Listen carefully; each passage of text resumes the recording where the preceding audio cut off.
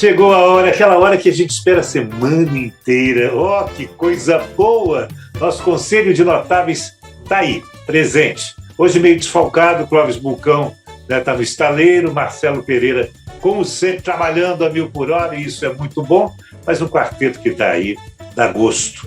Manuel Tedinho, economista, o consultor Paulo Fraga e os publicitários Lula Vieira e Elísio Pires, e os principais, mais importantes, curiosos, interessantes, relevantes assuntos do dia, e sem perda de tempo, Elísio Pires se ligou em que na semana que passou, meu caro? Não dá para não ficar ligado em eleição, por enquanto, né? Então, queria fazer 2 registros de eleição. Primeiro, um registro muito positivo da nota da CNBB, né? Muito boa. CNBB. Uma nota muito boa, lamentando a exploração da fé e da religião na campanha do segundo turno. Evidentemente que a igreja aprendeu, porque ela fez isso durante séculos, né? Mas, felizmente, acho que foi uma evolução, aprendeu, então essa nota é muito louvável, né? E outra nota que eu acho muito importante também é a afirmativa do Alexandre de Moraes de que assédio eleitoral é crime.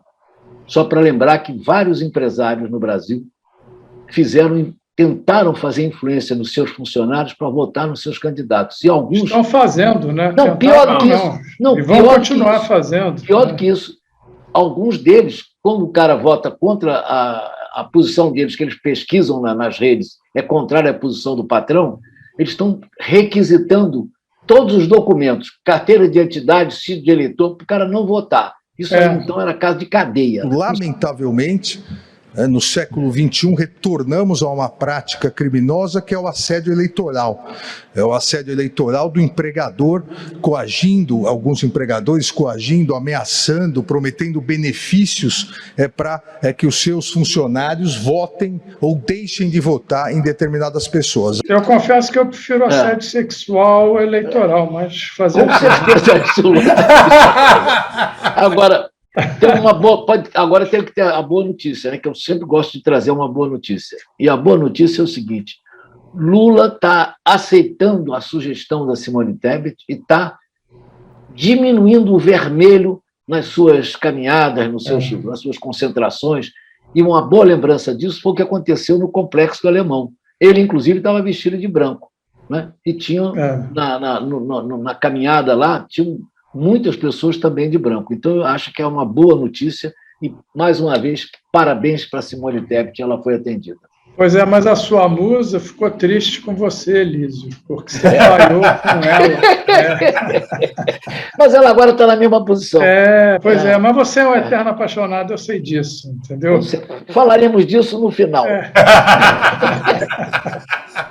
Paulo Fraga, aproveita que está com a mão na massa, se ligou em que na semana que passou, Paulão?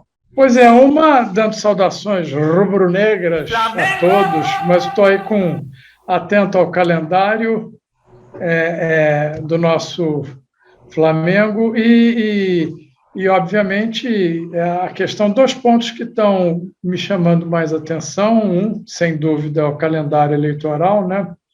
Mas tudo assim muito confuso, muito triste, né? Agressões constantes, permanentes, não há conversa, não há debate, é um ambiente muito hostil e muito pouco construtivo, né? É uma pena isso, essa polarização está fazendo um mal danado a todos, eu acho. Com certeza. E o outro ponto, eu fico com a sensação de que a questão lá da Rússia com a Ucrânia está se agravando, entendeu? O que é muito triste isso tudo, e eu fico com a sensação de que cada vez mais as alternativas de ter um acordo de paz no curto prazo é menor, entendeu? Isso tudo está me deixando assim, salvo o Flamengo, com as circunstâncias, entendeu? Lula Vieira, e você? Se ligou em que na semana que passou, Lula? É claro, na sucessão. E horrorizado. Eu acho que ambos perderam o fio da meada, perderam o pé da situação. Um pouco pior para o Jair, mas é o que é natural. Eu acho que agora nós fomos para ofensa pessoal, para ladrão, para criar situações mais ou menos irreversíveis em termos de acusação. eu estou lamentando viver esse ambiente de absoluto ódio e irresponsabilidade nas acusações. Damares endoideceu de vez. Ô, Lula, o problema dela é que ela saiu do manicômio. Esse foi o lado triste das coisas. Mas vai ser reinternada brevemente. Ninguém segura Damares, é impressionante. É. Eu diria que se ela convivesse assim perto de mim, eu tiraria as crianças da sala, não, tira essa moça daqui. E a Damares é para a gente concordar, dizer que está ótimo, é isso mesmo, que é um bolinho, toma um café, bota o açúcar para você, e não provocar, porque ela perdeu completamente o fiozinho, ela enlouqueceu de vez. Agora, é isso, eu não consigo pensar em outra coisa. Estou gostando muito da postura da Simone, é uma voz mais sensata. Você demorou, né, Lula? Você nunca me ouve. O grande defeito que você tem, Lula Vieira, é que você não me ouve. Não, eu tô achando que a postura dela tá dando um tom diferente a essa totalmente eleitoral. Com certeza. Muito boa para o Lula, hein? É boa, e ganha voto para o Lula. Excelente. É uma ilha de bom senso, educação, civilidade. É o país que eu, de certa forma, sonhava. Isso, exatamente. Manuel Tedinho, aproveita, deixa aí. Você se ligou inteira a semana que passou?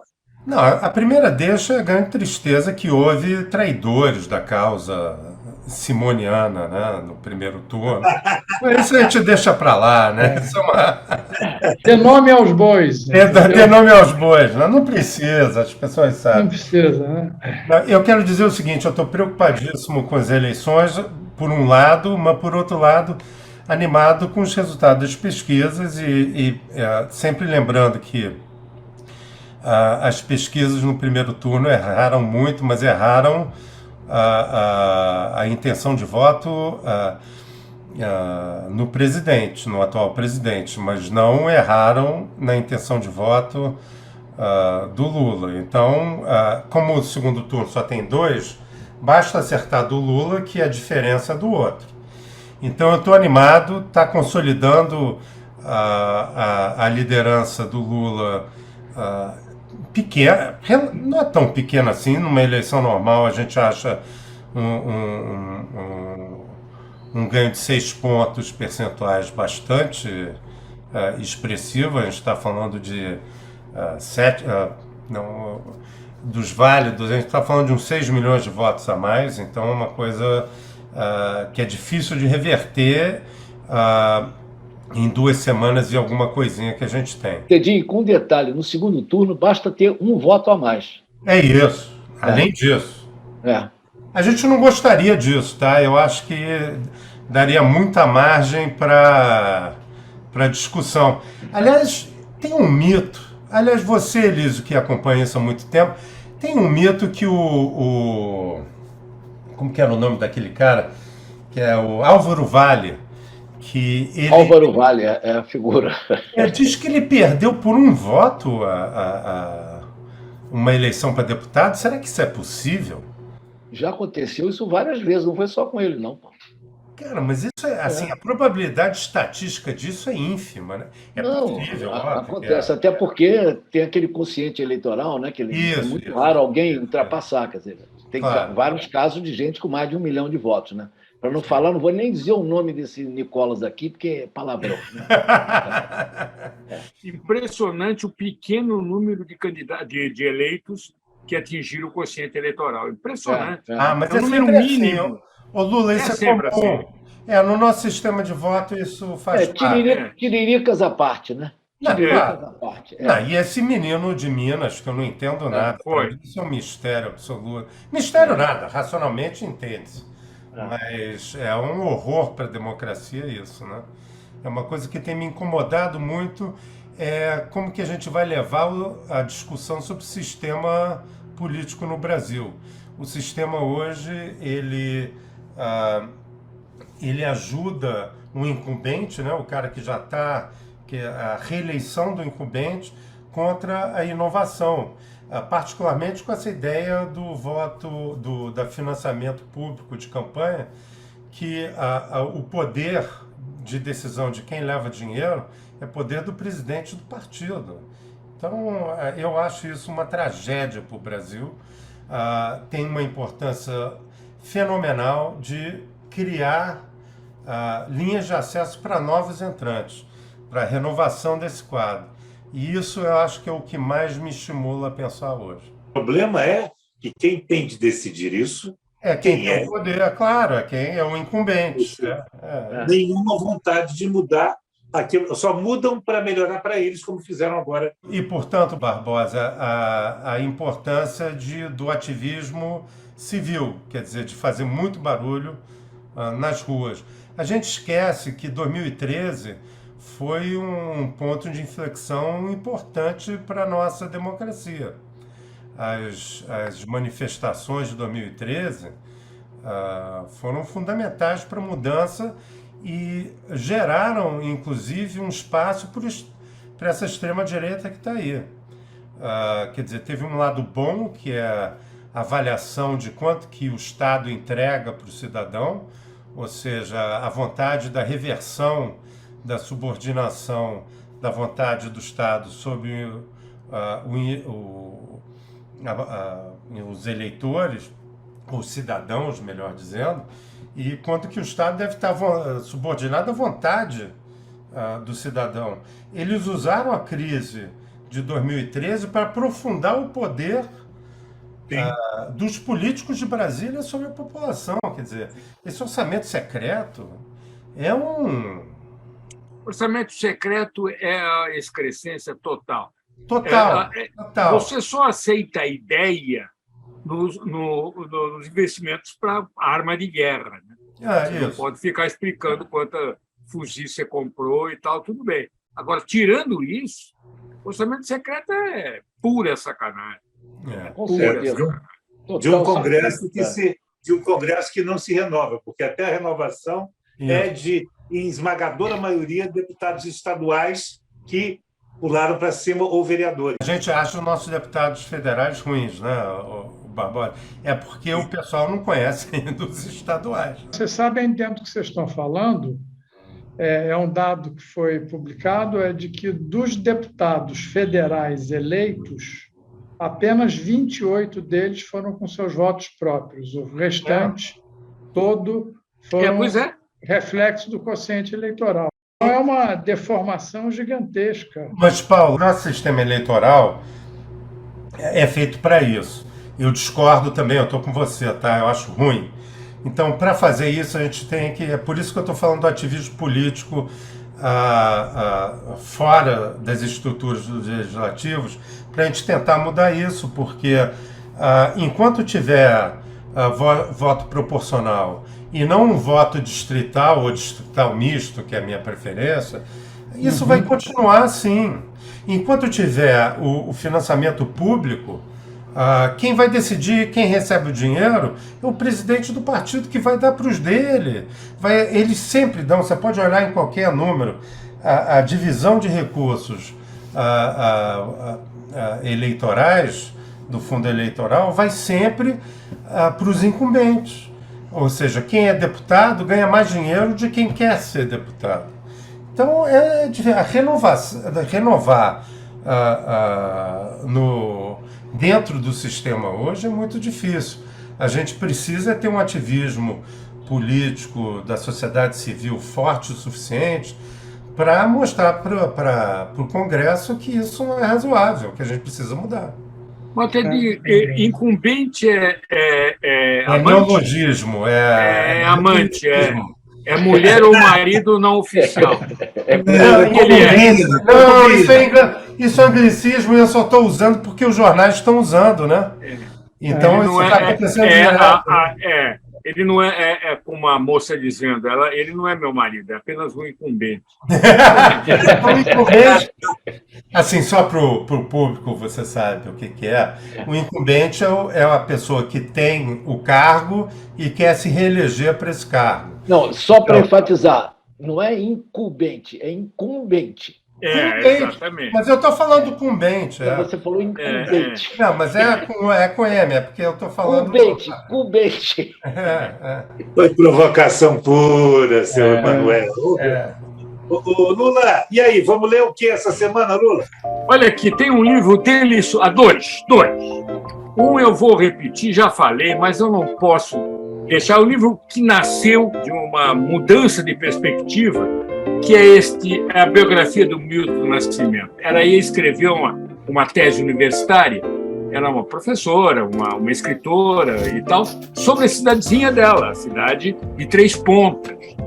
E entre os entrevistados estava um ilustre tripontâneo, alguma coisa assim, que é o habitante,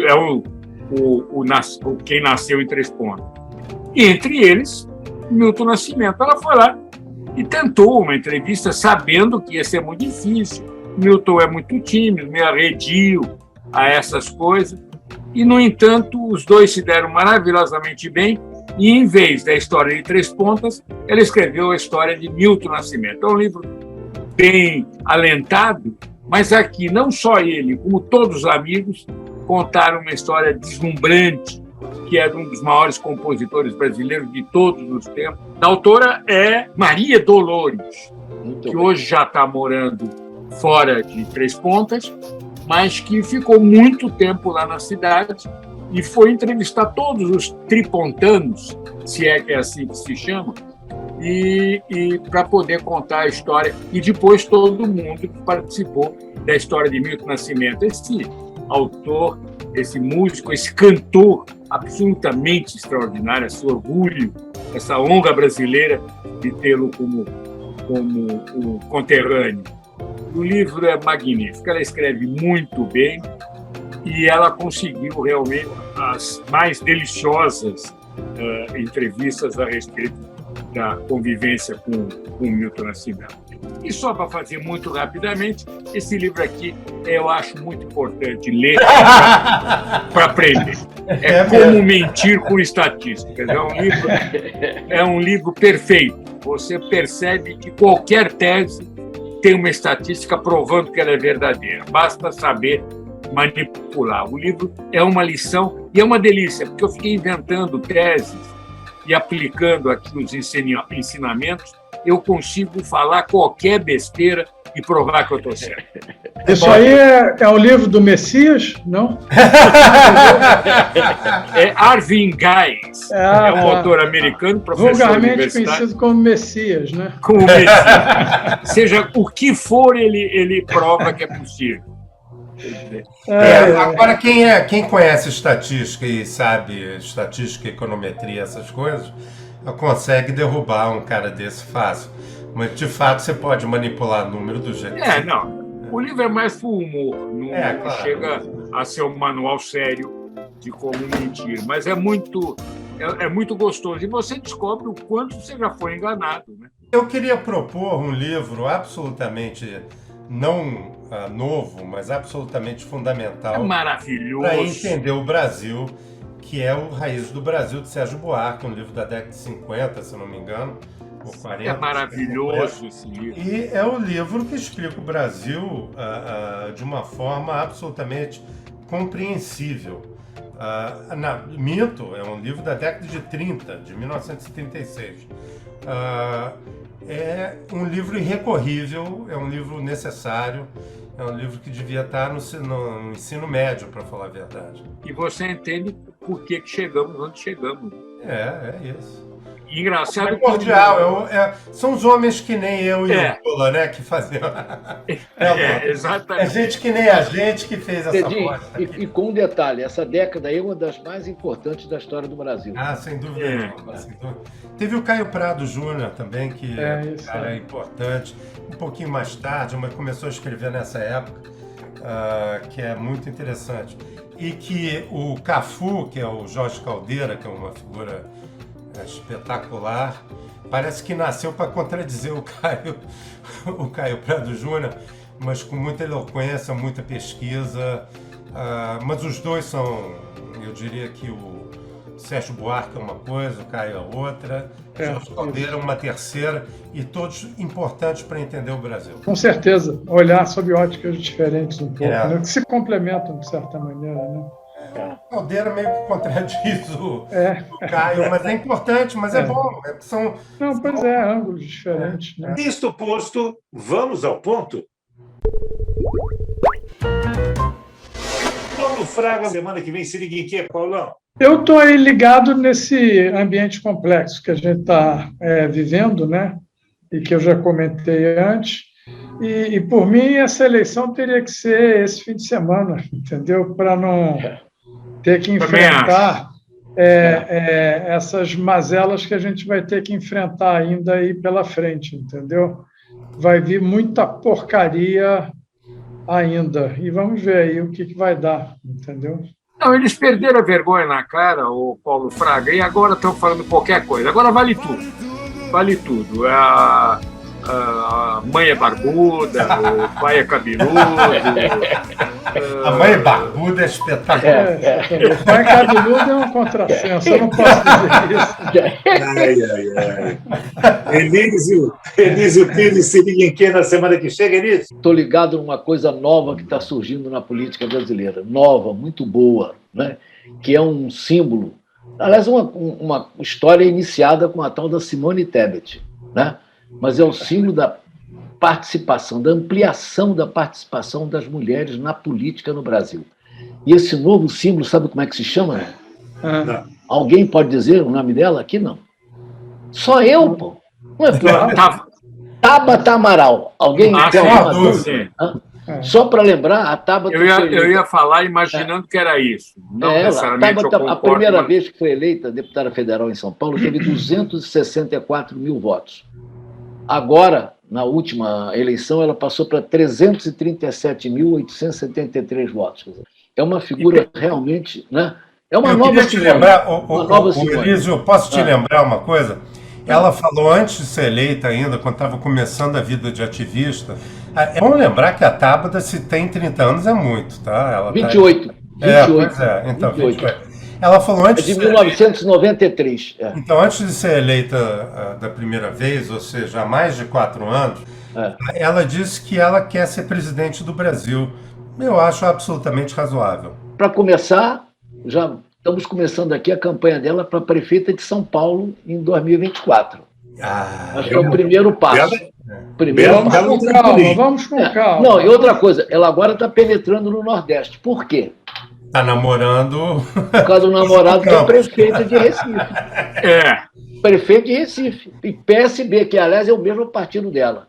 Ela foi a primeira vez pelo PDT e depois foi para o PSB. Aliás, mais uma prova de inteligência, né? Com certeza.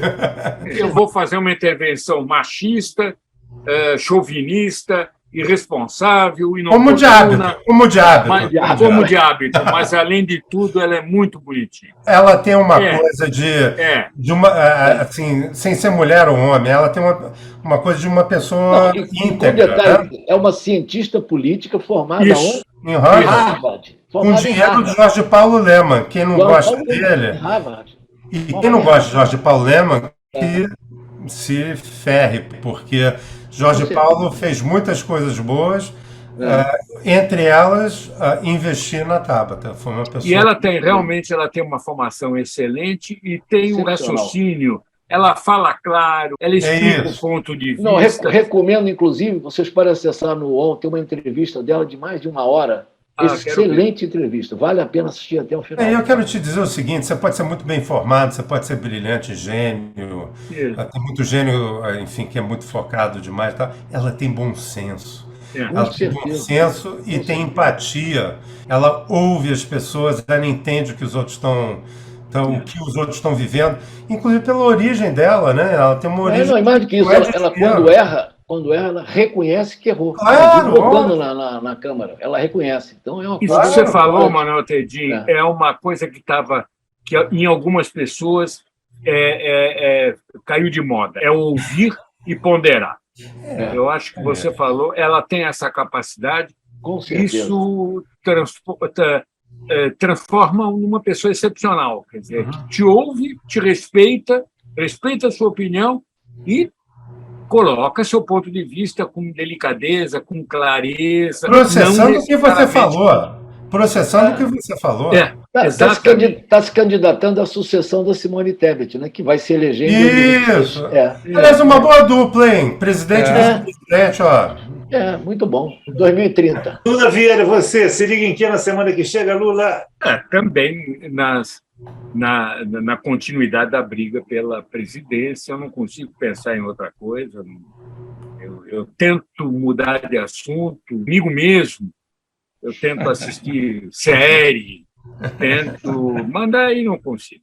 Mas acabou, o Pantanal acabou, né, Lula?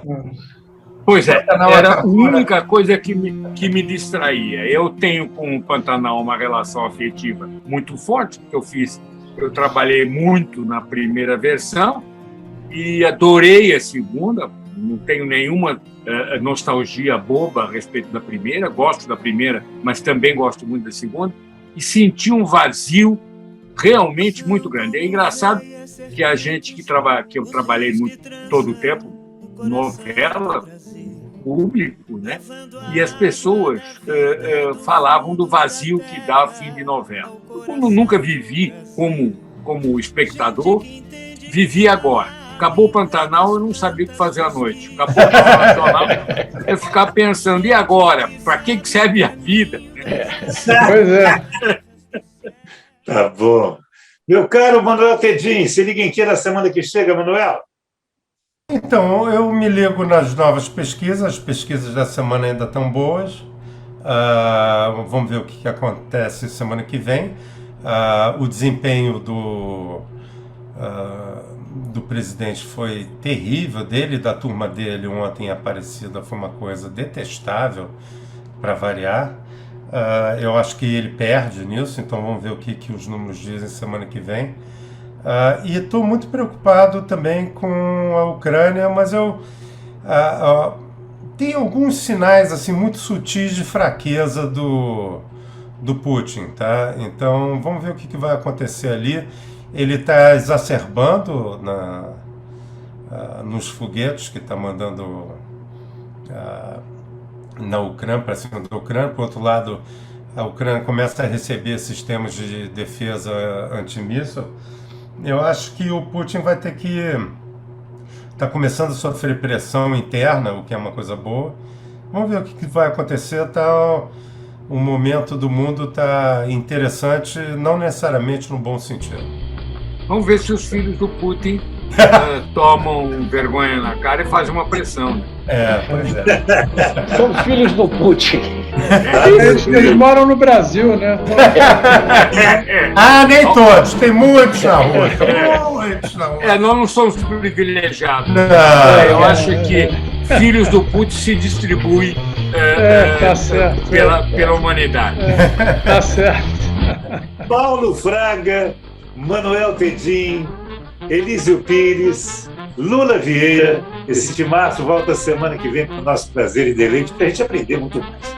E se divertindo, que é o melhor, com esse quarteto fantástico. E mais gente que vem aí no nosso Se Liga. Se ligue também na gente, faça a sua inscrição, dê o seu like, seu dislike, sugestão, crítica. A gente está esperando daqui. É bom demais saber da sua opinião e ter as suas sugestões. Voltamos semana que vem. Até lá!